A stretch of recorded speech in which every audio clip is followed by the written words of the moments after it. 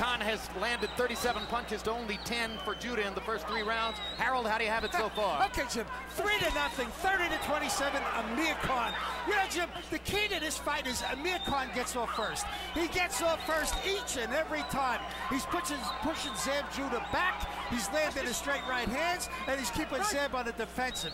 By getting off first, he's dominating this fight. When he circles to the right, to try and square up on Judah, which is the wrong way to go because you're going right into Judah's strong left hand. But be as it may, Amir Khan, by landing that first punch, controlling the fight 3-0. He says that he's circling that way, Harold, because Judah circles the wrong way too, circling to his left and coming toward his strong right hand. Well, I know one thing, Zab has got to start punching because he's systematically being destroyed, broken down. He's got to let something go regardless, and that's what Purnell is excited about. He makes that little duck down move, but it's a great defensive move, but he doesn't punch from that position. He should be coming back with a left uppercut as he just drops down as a defense move. And that's what Whitaker was yelling at him to do. As you said that, Emmanuel, you saw an example of it. He ducked down very nicely, avoided 4-punch combination, did not fire anything in return. But the physical weight and strength of this man coming over his shoulders, over top of him, is going to drain him. Just like I said right there, even though he's avoiding punches, physically it's draining him because the man is coming in, charging into his body, and he's physically not strong enough anyway, as it is to me. You know, the other thing is that Khan can hit Judah from a distance that Judah cannot return fire. There's the advantage in size and height and reach. Khan is fighting an exceptionally smart fight.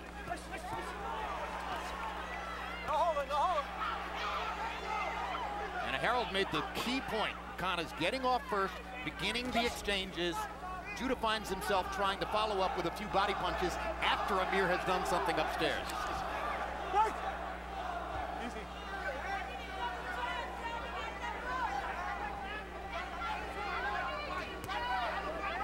Judah himself had a new physical conditioning program coming in. He's working with Victor Conti, former head of the Balco Labs, who's also working with one other boxer, Nonito Donaire. Conti, of course, says that his days as a steroid teacher and abuser of competitive standards are over. Good right hand by Khan.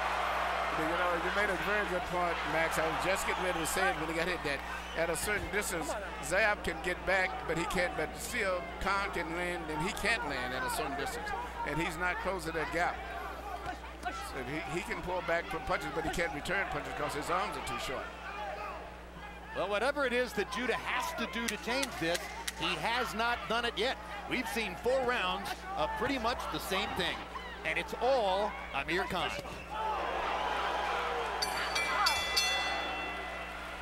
Meanwhile, let's take a look at something that happened on the undercard. Our first look with the naked eye at one of the fast-rising prospects in the sport, Gary Russell Jr. He was expected to be a member of the United States Olympic team in Beijing, fell out at the last minute before the games, has gotten off to a great start in his pro career, and what a show he put on tonight. Unbelievable performance. Offensive, defensive, well-placed punches, hand speed. Looks like in the next year or so he's going to be a threat for any featherweight champion. Russell is, as you can see, a southpaw out of Capitol Heights, Maryland, very compactly built, possibly a pair of the fastest hands in the sport. In fact, in calling the fight for rehearsal, we were comparing his hand speed to that of the king of the 126-pounders for the moment, Yuri Orcus Gamboa. And he keeps his hands up, Gary Russell Jr. As opposed to Gamboa, who likes to carry them somewhere near Cuba. Through 4 rounds, Amir Khan is averaging 56 thrown, 12 landed. Zab Judah is averaging 23 thrown, 4 landed. End of story so far. It looks like Zab's just hoping that one of those 4 does enough damage that he can go into finisher mode. But in the meantime, you know, I wouldn't say he looks finished. He's still throwing those bombs. He's still trying to execute a game plan. But, you know, he's losing every round and getting beaten up. He looks like he just hasn't found his way into the fight tactically against a bigger man, Emmanuel. And Khan is fighting the fight perfect at the distance where he can punch very effectively. And he's reduced Zab to primarily being a defensive fighter. How about the precision of Khan's punches, Emmanuel, from long range? He's doing everything perfect.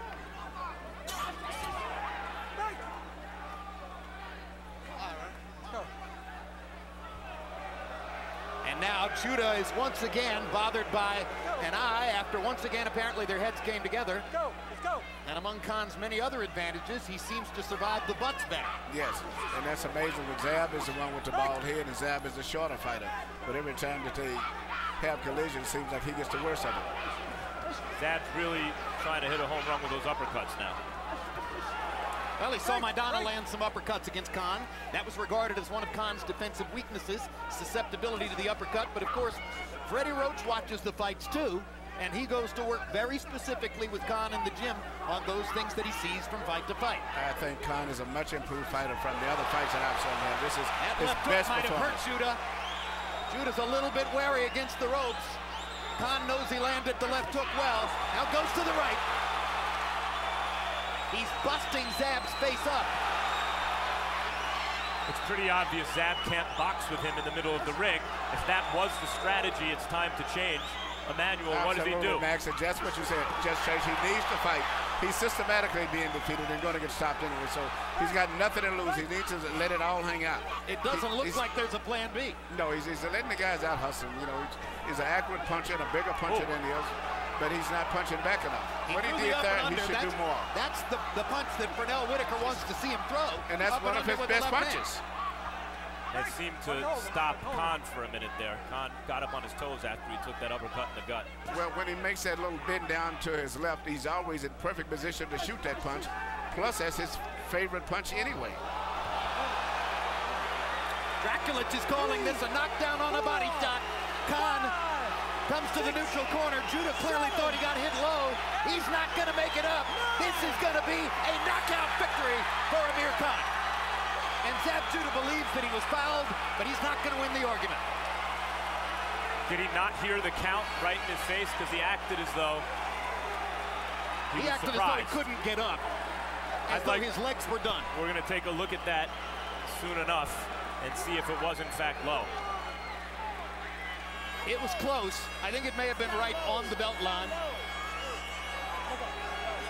Whatever I can't see a man being in. I can't see a man being in pain from a really low blow. That's a punch that hit him in the stomach that really hurt him. Because the protective cup, you're not going to be down that long. Let's take a look at the replay and see where it was. First, the right hand upstairs.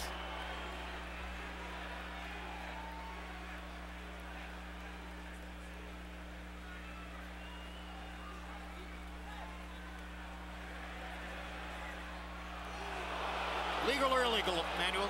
It's illegal, but I don't think it did that much damage. It was on the top part of the cup. I would rather have my boxer get hit there than to get hit in the stomach, because it's really does.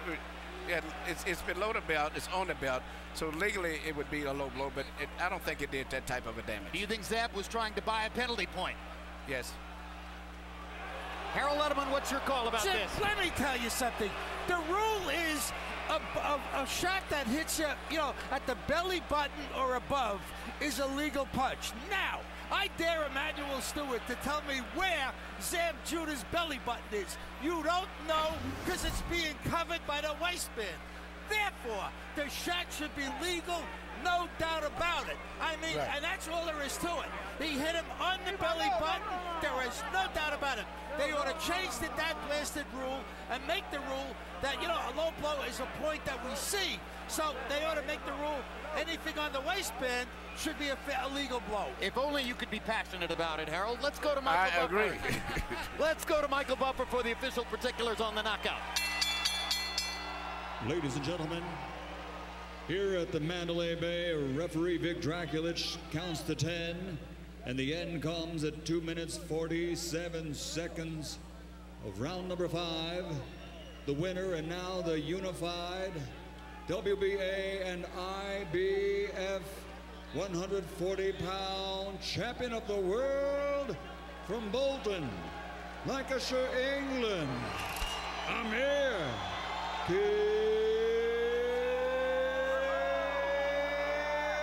Khan. You offered to split 50-50 the revenue of this fight with Bradley. He turned you down, maybe positioning himself for a Pacquiao fight. How do you feel right now about Timothy Bradley? I think he's scared. I mean, Tim Bradley, if he was the champion he says he is, I mean, he would have he would have faced me a long time ago. I mean, Timothy Bradley was calling me out, and as soon as I started saying, yeah, listen, I'm ready to fight, I mean, he pulled out, he didn't want to fight me. And I really say Zab Judah is a better fighter than Timothy Bradley in my eyes. Congratulations on another spectacular performance, Amir Khan. Thank you very much. Zab, you seem to start slowly, but then never really get on track. What happened? I started getting on track late in the fight right there, you know what I'm saying? I started my jab off slow. He came out pretty fast, you know what I mean? And he had a weird jab at first, you know what I'm saying? But I feel like I picked it up.